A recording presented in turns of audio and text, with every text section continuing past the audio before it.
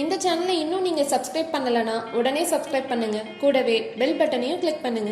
இன்னைக்கு நம்ம பார்க்க போற டாபிக் என்ன அப்படின்னா, தானத்தில் சிறந்தது அன்னதானம். மனிதனிடம் கட்டாயம் இருக்க வேண்டிய தானம் நிதானம். பதறாத காரியம் சிதறாது என்பார்கள். அதேபோல் நிதானத்தோடு இருந்தால் மட்டுமே நிம்மதி கிடைக்கும். தானத்தில் நிதானம் முக்கியம்தான். ஆனால் அதைவிட முக்கியமானது பிறரின் பசியை போக்கும் அன்னதானம். மனிதன் போதும் என்று சொல்லக்கூடிய ஒரே தானம் அன்னதானம்தான். அன்னதானத்தின் சிறப்பு: ஒருவரிடத்தில் பொன், பொருள், ஆடை, ஆபரணங்கள், பணம் கொடுத்தால் இன்னும் கொஞ்சம் தரலாமே என மனம் எதிர்பார்க்குமே தவிர போதும் என்று சொல்வதில்லை.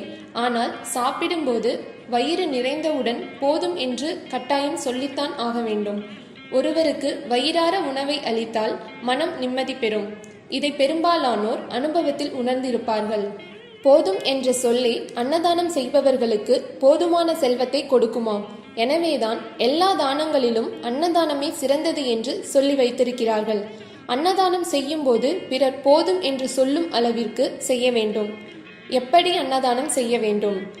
அன்னதானம் செய்பவர்கள் தாங்கள் சாப்பிடாமல் இருந்து மற்றவர்களுக்கு தங்களது குடும்பத்தினருடன் பரிமாற வேண்டும். தங்கள் கரங்களால் பரிமாறுவதே சிறப்பு. பெரிய அளவிற்கு அன்னதானம் செய்ய முடியாதவர்கள் கூட சிறிய அளவில் தங்களால் முடிந்ததை செய்யலாம். அன்னதானத்தை தங்கள் மேற்பார்வையில் முறையாக செய்ய வேண்டும். எப்போதெல்லாம் அன்னதானம் கொடுக்கலாம்?